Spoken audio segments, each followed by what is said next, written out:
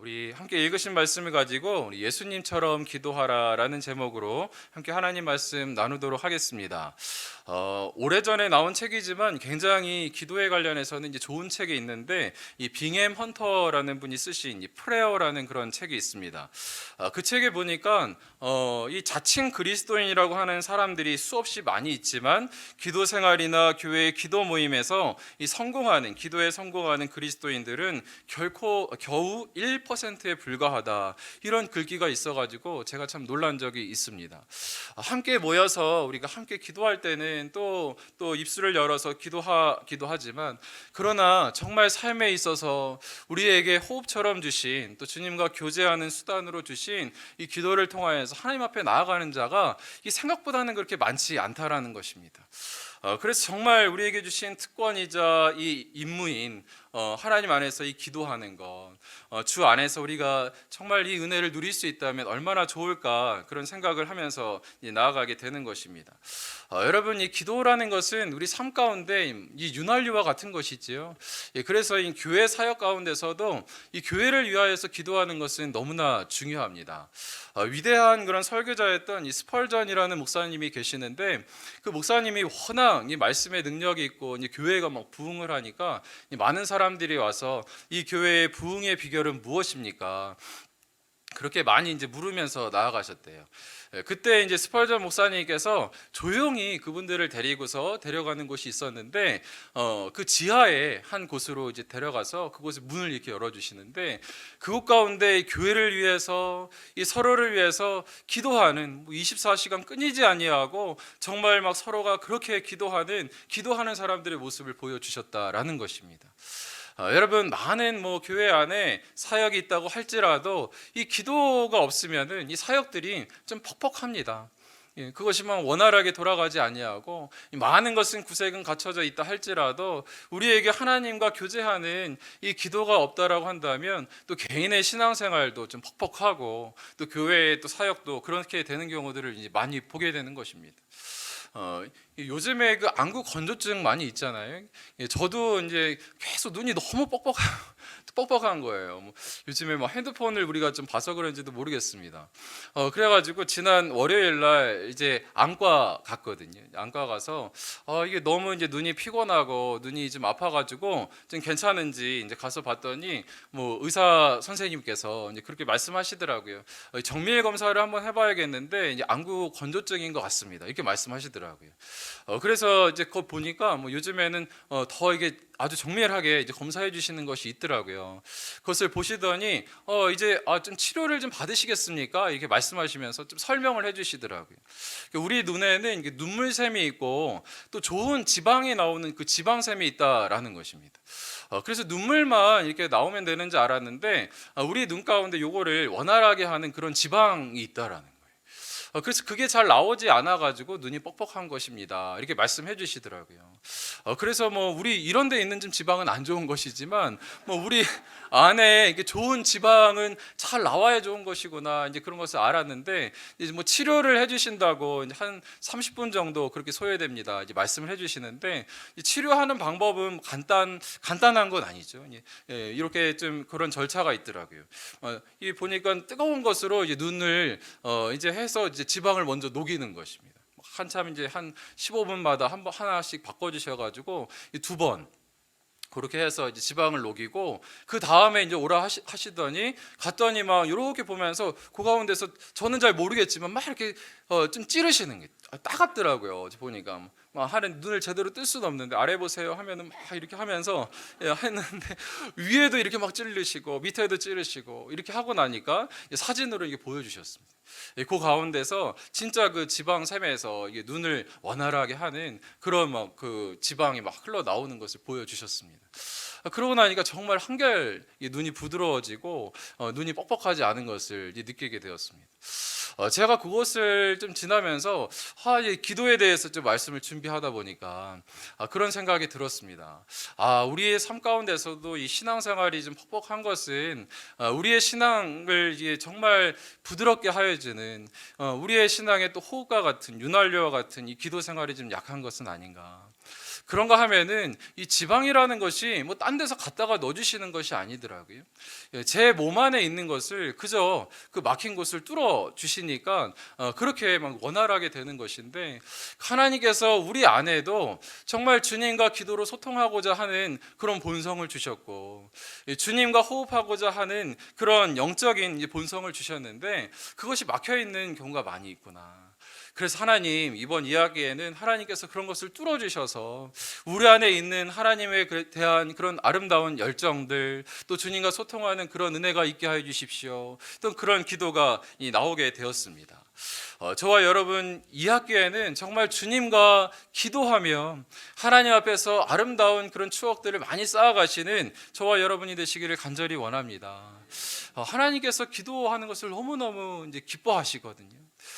이 제자들도 참 기도하지 않았는데 이 예수님께서는 그 누가복음 말씀해 보니까 그 처음부터 마지막까지 기도의 삶을 사셨던 그런 모습을 우리가 보게 되는 것입니다. 그래서 오늘도 우리가 이 말씀을 통하여서 이 예수님께서 어떻게 기도하셨는지 그 모범을 보기를 원하는 것입니다. 이 복음서에도 보면은 이 예수님의 모습이 참 많이 그 가운데 풍성하게 담겨 있지만, 특별히 기도하는 모습은 이 누가복음 말씀 가운데 잘 담겨져 있습니다. 이 아마 의사였던 누가가 예수님이라는 분이 가는 곳마다 아마 병도 고치시고 놀라운 기적들을 일으키시는데, 그 이성이 발달한 그 누가가 보기에는 참으로 놀라운 일이었을 것입니다. 어떻게 저분에게 저런 능력이 일어나는가? 이 의사도 못 고치는 병을 어떻게 저분이 고치실 수 있는가? 아마 궁금해하며 예수님을 관찰하였던 것 같습니다. 그랬더니 그 능력의 원천이 어디서부터 나오는 것입니까?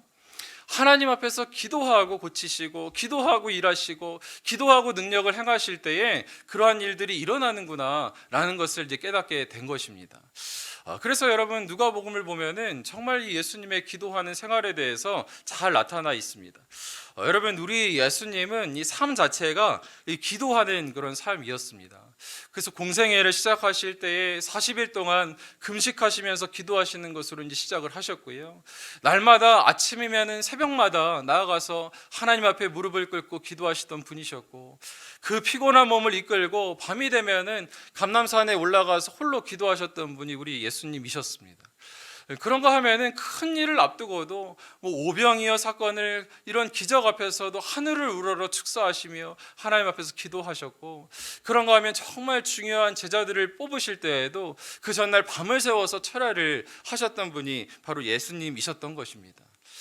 정말 하나님하고 그 권위와 능력과 모든 것이 동일하신 그런 예수님께서 이렇게 기도하며 하나님과 교제하며 그분의 뜻을 물으며 나아가며 그렇게 삶을 사셨던 것을 우리가 안다면, 우리가 보게 된다면, 우리처럼 연약한 자, 또 우리처럼 정말로 하나님 앞에서 이 무지한 자들이 하나님의 뜻을 구하지 않고 이 땅을 살아가는 것은 참으로 잘못된 일이라고 믿습니다.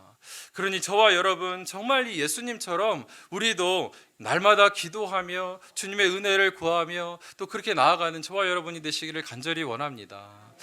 여러분, 기도는 능력을 얻는 것도 있지만 가장 큰 은혜는 이 주님과 친밀함을 누리는 것입니다. 하나님 앞에 나아가서 이 아브라함이 그의 이 사람들을 위하여서 기도할 때에 하나님 앞에 나아가서, 주님 앞에 나아가서, 이런 말이 있는데 하나님 앞에 나아가서 기도하는 것 그 자체가 주님과 함께 의논하고 하나님과 함께 이 꿈꾸고 하는 것이 주 안에서 가장 큰 그런 특권일진데, 저와 여러분이 정말 성도로서 하나님께서 주신 이 아름다운 특권을 꼭 사용하시기를 원하는 것입니다. 여러분, 저는 특별히 오늘 이 본문의 말씀을 통하여서 예수님의 많은 기도의 그런 모습이 있지만 그 예수님의 중보기도에 대해서 좀 간단히 저희가 살펴보고, 또 우리도 서로를 위해서 기도하는 일에 힘쓰는 저희가 되기를 원합니다.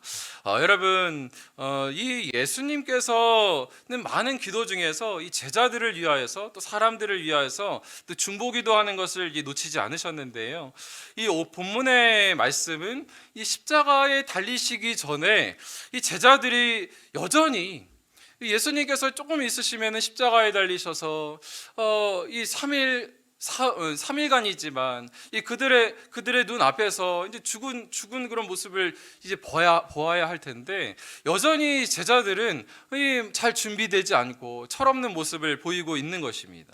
주님과 여전히 막 3년 동안 동거동락하였는데도 불구하고 이 제자들이 그런 연약한 모습을 보이고 있는데 주님께서는 이들을 위하여서 마지막 이 겟세마네 기도 전투를 하시고 나서 이들을 위하여서 또 기도하시는 모습을 보여주고 있는 것입니다.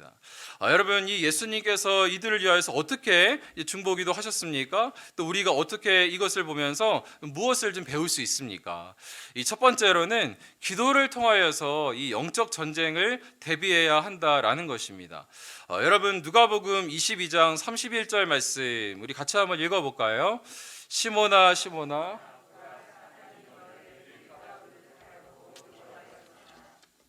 아멘. 시몬아 시몬아, 보라 사탄이 너희를 밀가부르듯 하려고 요구하였으나. 여러분, 이 예수님께서 가장 먼저 이제 하신 기도가 이제 베드로를 위하여서 기도하실 때에 사단이 너를 노리고 있다라는 것입니다. 여러분, 이 영적 전쟁이라는 것은 뭐 하나님과 이 사탄이 싸우는 것을 예수님 힘내십시오, 하나님 힘내십시오 하면서 우리가 힘을 보태는 것이 영적 전쟁이 아니고요. 영적 전쟁을 위한 기도가 아니고 우리가 하나님 나라 갈 때까지 이 믿음을 지켜내는 그런 싸움을 영적 전쟁이라고 우리가 생각할 수 있습니다. 그러니 이 성도의 삶은 뭐 날마다 영적 전쟁의 연속이지요. 사단은 끊임없이 우리 마음 가운데 헛된 것을 집어넣고 하나님과 이 사이를 멀게 하려고 그렇게 호시탐탐 노리고 있기 때문에 우리는 이 영적 전쟁 가운데 이기려면 날마다 기도하면서 나아가야 되는 것입니다. 예수님께서 보실 때 이 베드로를 호시탐탐 노리고 있는 사단이 보이는 거예요. 어떻게 노리고 있습니까? 너를 밀가부르듯 하려고 요구하였으나. 이 밀가부르듯 한다는 것은 마치 키즈를 하겠다라는 것입니다. 그 가운데서 막 위아래로 흔들어 놓고 빈 쭉정이처럼 날려보내고 막 정신없이 그 마음을 헤집어 놓을 것이다, 그렇게 말씀하고 있는 것입니다. 여러분, 사단이 여러분을 밀가부르듯 하려고 청구한다면 여러분 자신 있으십니까? 우리 삶 가운데 생각지 않은 그런 고난과 혼란과 또 이 생각의 혼잡함으로 인하여서 여러분의 믿음이 막 흔들릴 때가 있잖아요. 이때 여러분 기도하지 아니하고 말씀으로 무장되지 않으면 우리가 넘어지기 십상인 것입니다. 실제로 오늘 본문의 말씀 가운데서도 이 제자들이 막 넘어지는 모습을 보게 되잖아요. 예수님께서 겟세마네 이 동산에서 기도 전투를 치르고 십자가에 달리셔야 하는 그런 상황인데도 불구하고 이 유다는 어떻습니까? 이 돈에 눈이 멀어가지고 예수님을 팔려고 하지요. 그런가 하면은 제자들이 하나님 주님께서 왕이 되시면 누가 더 높은 자리에 앉겠냐 하고 서로 자리 싸움을 하고 있는 것이 이 제자들의 모습이었던 것입니다. 이 주님 보시기 얼마나 허탈하겠어요. 그렇게 3년 동안 같이 동거동락하며 그들을 제자로 세우셨는데 이들이 마지막까지도 이렇게 연약한 모습을 보이고 계셨던 것입니다. 여러분, 그들에게 다가온 이 영적 전쟁은 무엇입니까? 이 고난 앞에서 이 물질의 영적 전쟁, 그런가 하면 이 공로의식에 대한 그런 시험, 이런 것들이 우리에게 결코 쉬운 것이 아닌 것입니다. 여러분, 이 사탄이 때때마다 우리에게 공격할 때에 막 우는 사자처럼 올 때가 있지만, 그러나 정말 무서운 것은 이 광명한 천사처럼 올 때가 있잖아요. 우리에게 이 사단의 가장 큰 속임수가 무엇입니까? 그러니까 하나님의 뜻대로 살아가는 것은 어렵다라고 그렇게 이야기하는 것입니다. 그리고 하나님의 뜻대로 살아가지 않아도 괜찮다, 너는 그래도 괜찮아, 하나님께서 이해하실 거야 라고 그렇게 속이는 목소리가 많이 있지요. 막 그렇게 우리를 위하는 것처럼 오지만 가면 하나만 벗기고 나면은 사단은 우리를 절망으로 나락으로 떨어뜨리려고 하고 하나님과 관계를 멀어뜨리게 하려는 것이 이 사단의 속삭임이고 이 속내인 것을 우리는 간파해야 될 줄 믿습니다. 여러분, 세상에서 가장 우리에게 달콤하게 다가오는 사람이 있다면 그것은 사기꾼 아닙니까? 간쓸게 다 내줄 것처럼 와서 내가 너를 위하여서 이렇게 왔다고, 좋은 것이 있다고, 내가 이 좋은 거 나만 알기 아까워가지고 당신 위해서 이렇게 왔다고, 그 겉모습만 보면은 너무나 좋지요. 와, 이런 사람이 다 있나, 어떻게 뭐 나를 이렇게 생각해줘가지고 좋은 것을 소개하나 그렇게 생각할 수 있지만 그가 나중에 사기꾼이라는 것을 알게 되면 그가 얼마나 가증스러운 사람이고 그가 얼마나 악독한 사람이었는지 깨닫게 되는 것입니다. 우리가 뭐 정체를 모르면 그렇지만 사기꾼인 것을 아는데 그 사람이 와가지고 막 달콤한 말로 우리를 위해주는 척 그렇게 다가온다면 어떻습니까? 더 달콤하면 달콤할수록 더 우리를 위해주는 척하면 할수록 더 가증스럽고 혐오해 보이는 것이지요. 그래서 여러분, 우리가 정말 기도하면서 이 사단을 분별할 수 있다면, 이 시대에 우리를 위하는 것 같지만 우리의 마음을 막 위로해 주는 것 같지만 그것이 하나님의 음성인지 그저 사단이 우리를 하나님과 그냥 멀리 떨어뜨려 놓으려고 그렇게 하는 속셈인지 그것을 간파할 수 있다면 우리는 정말 그 사단의 속삭임에 넘어가지 않을 줄 믿습니다. 여러분, 사단은 끊임없이 막 우리를 이렇게 때때마다 넘어뜨리려고 이렇게 애쓰는데 우리는 정작 싸워야 할 이 사단과 싸우지 아니하고 사랑하는 사람들과 애꿎게 싸우고 교회 안에서 성도들과 싸우고 이럴 때가 있잖아요. 그럴 때마다 이 가족이 미워질 때마다 성도가 미워질 때마다 그때마다 우리는 분별해야 합니다. 뒤에 사단이 있구나. 그러면 때로는 상처가 되지 않아요. 이 사람이 왜 그러나? 인간적으로 생각하면은 그것이 막 때때마다 상처가 되고 아픔이 되고 하지만 이게 사단이 영적 전쟁하는 것이구나. 우리가 깨닫게 되면 상처가 되지 아니하고 오히려 우리가 그 사람에 대해서 기도할 수 있고 그것을 우리가 이길 수 있도록 하나님 앞에 더욱더 기도의 자리로 나아가게 되는 것입니다. 여러분, 제가 언젠가 이 동물의 왕국 보다 보니까 임팔라라는 큰 이 사슴 수컷이 막 두 마리가 서로 자웅을 그르면서 싸우고 있는 거예요. 한 암컷을 차지하려고. 그래서 막 서로 큰 뿔을 막 뿔이 부러질 것처럼 막 그렇게 피가 나고 그럴 정도로 막 싸우고 있는데 그 옆에서 숲을 뒤에서 그것을 지켜보는 그런 존재가 있었습니다. 누구였을까요? 그런 맹수가 표범이 하나 있더라고요. 이 임팔라도 꽤 덩치가 크기 때문에 아무리 맹수라고 할지라도 뒷다리를 한번 막 잘못 맞으면 급소 맞으면 그에게도 치명적인 것 아닙니까? 그러니까 그냥 서로 싸울 때까지 내비두다가 마지막에 정말 하나가 이 기진맥진하여서 쓰러지니까 그때 그냥 표범이 득달같이 날려나와가지고 그 목을 확 물어버리는 것을 본 적이 있습니다. 여러분, 우리 가운데서도 이런 어리석은 일은 없어야겠지요. 사단이 끊임없이 우리는 서로 싸우고 서로 지치기를 바라고 있다면 우리는 간파하고 하나님 앞에서 다시 은혜를 간구하고 사랑으로 그것을 덮고 주의 은혜로 덮고 그렇게 기도하면서 나아가야 될 줄 믿습니다. 여러분, 에베소서 6장 12절 말씀에 우리의 씨름은 혈과 육을 상대하는 것이 아니요 통치자들과 권세들과 이 어둠의 세상 주관자들과 하늘에 있는 악의 영들을 상대함이라. 아멘. 여러분, 정말 하나님 앞에 간구해야 할 것이 있다면 이 어두운 세상에서, 이 혼잡한 세상에서 분별할 수 있는 은혜를 주십시오. 무엇이 옳은지, 무엇이 하나님의 뜻인지, 무엇이 하나님의 뜻과 가까운지, 멀어져 있는 것인지 분별할 수 있는 그런 은혜를 함께 구하며 또 서로를 위해서 중보하기를 원합니다. 그런가 하면 두 번째로는 하나님의 나라를 위해서 전략적으로 기도하셨다라는 것입니다. 누가복음 22장 32절 말씀에 우리 같이 한번 읽어볼까요? 그러나 내가 너를 위하여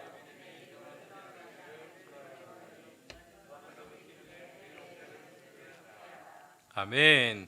여러분, 이 예수님께서 베드로 한 사람을 위해서 기도한 것처럼 보이지만 그것은 예수님의 이 제자 공동체, 또 멀리 보면 궁극적으로는 이 교회를 위하여서 기도한 아주 전략적인 기도인 것을 저희가 보게 됩니다. 왜 그렇습니까? 이 베드로는 12제자 중에서도 가장 예수님께서 또 수제자로 삼으시는 그런 제자 중에 리더였습니다. 이 제자 공동체도 우리가 알기로 3명씩 4개조로 이렇게 나눠져 있었고 그 1조라고 한다면 베드로, 야고보, 요한, 그렇게 알고 있는데 그 중에서도 1조 조장이 베드로예요. 그러니 이 예수님께서 이 베드로의 역할을 아시고 이 그를 세워주시기를 원하시면서 기도하셨던 것이죠. 왜 그렇습니까? 이 리더가 무너지면 그 공동체가 무너질 것을 알고 계셨기 때문에 그렇습니다. 그래서 이 리더를 위해서, 베드로를 위해서 기도하심으로 이렇게 말씀하시죠. 내가 너를 위하여서 내 믿음이 떨어지지 않기를 기도하였노니 너는 돌이킨 후에 내 형제를 굳게 하라. 내가 너를 위해서 기도하지만 너는 이 기도의 능력으로 다시 돌이켜서 이 공동체를 세우라라고 그렇게 말씀하고 있는 것입니다. 여러분, 이 리더를 위해서 기도하는 것은 굉장히 우리에게 지혜로운 것입니다. 특별히 영적인 공동체 가운데 이 리더의 수준을 넘어가는 것이 너무나 어렵지 않습니까? 그래서 우리가 기도할 때에, 이 다락방을 위해서 기도할 때에는 이 순장님을 위해서 꼭 기도하셔야 될 줄 믿습니다. 이 순장님들이 하나님 앞에서 충만한 은혜를 받으셔서 그 은혜가 흘러갈 수 있도록 날마다 중보해 주시고, 또 날마다 그 가정의 형통과 평안을 위해서 기도해 주시는 것이, 그것이 바로 나를 위해서 기도하는 지혜로운 기도인 줄 믿습니다. 여러분, 그런가 하면은 이 교회에 하나님께서 이 지도자로 세워주신, 또 저와 같이 또 담임 목사를 위해서 기도해 주시고, 또 영적으로 우리 교육자들을 위해서 기도해 주시기를 간절히 원합니다. 여러분, 저희가 부족하지만 정말 하나님 앞에서 저희 바로 설 때에, 하나님 앞에서 강건하게 설 때에 하나님께서 이 교회에 세워주신 교역자들을 통하여서 아름답게 이 교회를 세워가 주실 줄 믿습니다. 여러분, 그래서 이 유대 속담에 양이 이끄는 사자 부대보다 사자가 이끄는 양 부대가 더 강하다. 어떤 말씀인지 아시겠죠? 아무리 연약한 그런 존재들이 모여있다 할지라도 좋은 리더가 있으면 그곳 가운데 정말 힘이 있다라는 것입니다.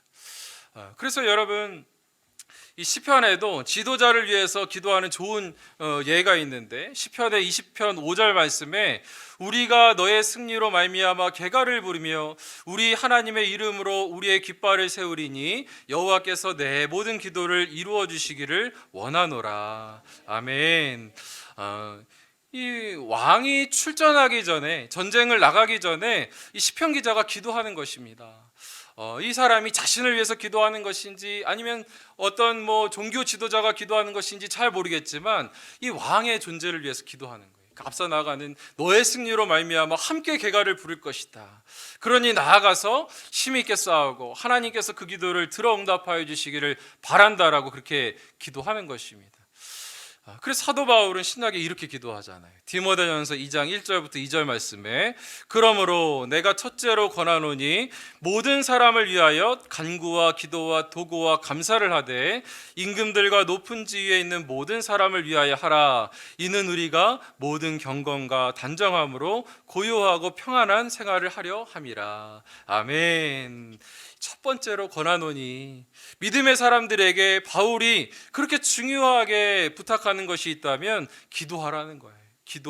간구와 기도와 도구와 감사를 하라. 그때 누구를 위하여서요? 임금들과 높은 지위에 있는 모든 사람을 위하여 하라. 이것은 누구를 위한 것입니까? 이는 모든 경건과 단정함으로 너희가 고요하고 평안한 생활을 하려 함이라. 아멘. 여러분, 전략적으로 우리도 기도합시다. 기도할 때에 하나님 이 땅에 세워주신 이 리더들, 각 분야에 세워주신 리더들, 이 교회가 평안하고 우리 가정이 주 안에서 단정하고 평안하기 위하여서 하나님 그들을 좀 붙잡아 주십시오. 그들이 자신의 욕심에 어두워서 잘못 나아가서 잘못 통치하는 것이 아니고 하나님의 뜻 가운데 정말 아름답게 세워질 수 있도록 은혜 베풀어 주십시오. 기도하는 것이 반드시 필요한 줄 믿습니다. 특별히 언젠가도 제가 그렇게 말씀드렸지만 이 교회는 참으로 이상하더라고요. 이 세상은 리더가 잠시 그 자리를 비우고 때로는 감옥에 가도 오히려 회사가 더 번창하기도 하고 더 수출도 잘 되고 그런 일들이 있는데, 이 교회는 담임 목사님 한 분이 무너지니까 삽시간에 무너지는 것을 제가 많이 보게 되는 것입니다.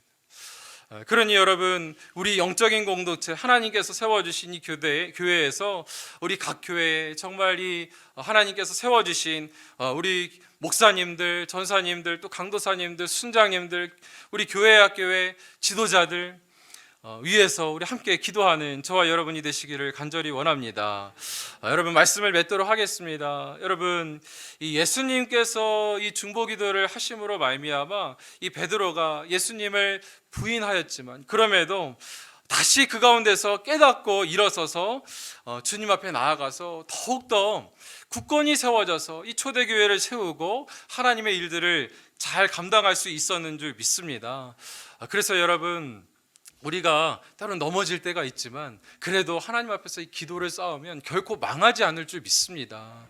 우리가 연약하고 넘어지고 조금 어려움이 있는 것처럼 보이지만 큰 물줄기 안에서 하나님의 능력을 붙잡으면 마지막까지 하나님께서 우리 가정을 지켜주시고 우리 교회를 지켜주시고 여러분의 각 사람의 인생을 책임져 주실 줄 믿습니다. 디모데전서 2장 1절 2절 말씀 메시지 성경에는 이렇게 번역하고 있습니다. 나는 그대가 무엇보다 먼저 기도하기를 바랍니다. 그대가 아는 모든 방법을 동원해서 그대가 아는 모든 사람을 위해서 기도하십시오. 그것이 우리 구주 하나님께서 우리에게 바라시는 생활 방식입니다. 아멘. 여러분 우리가 많이 고뇌하지만 고뇌하면서 뭐 일은 해결할 수 있다 할지라도 기도하지 아니하면 하나님을 감동시킬 수 없습니다. 우리가 기도하여서 이 기도라는 것은 우리가 원하는 것을 취하기 위함이 아니고 하나님께서 원하시는 것을 우리에게 주고자 우리에게 주신 수단인 줄 믿습니다.